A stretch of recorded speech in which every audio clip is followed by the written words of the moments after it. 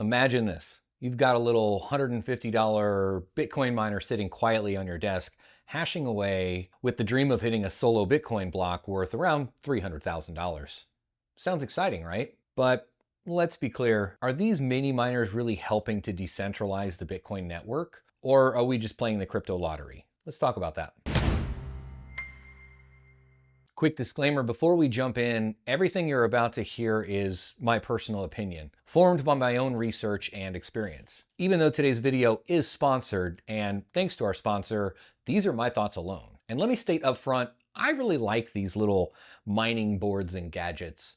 Most are awesome open source projects, and they're a fantastic way to get into crypto mining at a low cost. But the claims by some folks that these miners significantly decentralize Bitcoin just doesn't make sense when you do the math. You know what does make sense though? Checking out today's video sponsor. Tired of waiting around for your mining rewards? With ViaBTC Script Mining Pool, payouts are fast. We're talking minutes, not hours. Once your earnings are confirmed, you get paid. No delays, no drama. And if you're into flexibility, ViaBTC makes it easy to switch between top coins like Bitcoin, Litecoin, and Kaspa instantly with zero downtime. Just click and mine. Want to boost your profits without burning more power? Try Litecoin merge mining. With ViaBTC, you can mine Litecoin and get up to 6 other altcoins at the same time. No extra effort, no extra electricity. And it gets better. ViaBTC is now SOC 2 Type 1 certified, proving their commitment to rock-solid security and trust. So if you're serious about mining smarter, not harder, ViaBTC has your back. Fast payouts, flexible mining, proven security. Start mining with ViaBTC today. Check out the links in the video description. First off, why is decentralization so important? At its core, Bitcoin's strength comes from many hands verifying transactions. If too much power concentrates in the hands of a few, they can censor payments, block software upgrades, or even collude to rewrite history. Think of decentralization as backing up your data across multiple drives.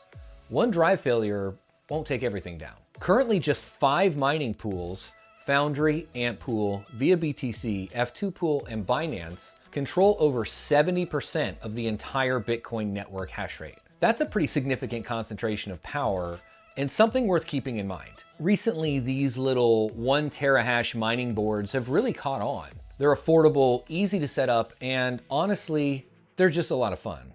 I'm obviously running several of these myself. Most are solo mining Bitcoin Cash because the odds are a bit more favorable at these lower hash rates. These boards deserve a lot of credit. They're open source. They reuse old generation ASIC chips to reduce e-waste, and they give hobbyists and tinkerers an affordable way to dive into crypto mining. But are they genuinely making a meaningful dent in decentralizing Bitcoin's massive network like some will claim? Well, let's run through the math.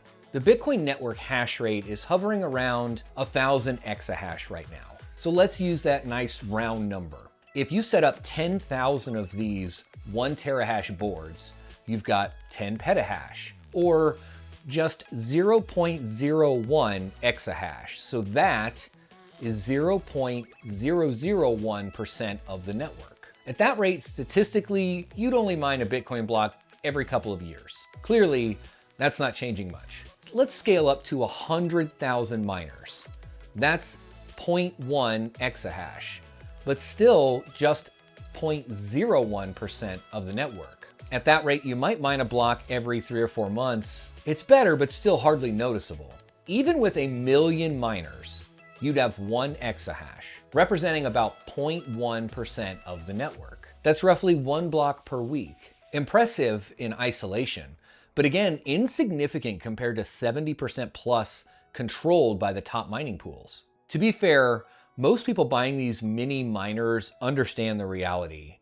They're lottery tickets. They're likely solo mining Bitcoin or even alternative SHA-256 coins like Bitcoin Cash or Digibyte to improve their odds. The primary draw is the slim chance at a huge payday, not steady income. But if the goal was genuinely decentralizing Bitcoin's massive network, you would need tens to hundreds of millions of these small miners spread globally, each solo mining. That could run into huge challenges: power costs, cooling, maintenance, firmware updates, and internet reliability. Practically speaking, it's unrealistic at scale, even if somehow millions of miners appeared overnight. The large-scale mining operations with deeper pockets would quickly adapt, buy more machines, build more mining sites, and maintain network dominance.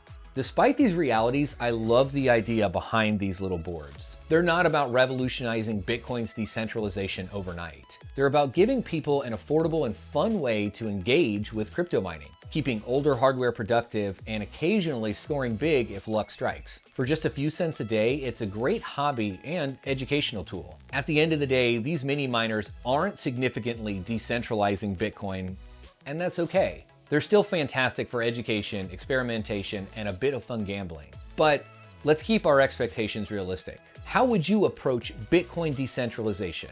Drop your ideas in the comments. And if you enjoyed this conversation, hit the like button and subscribe and ring the bell. I'll see you fuckers next time.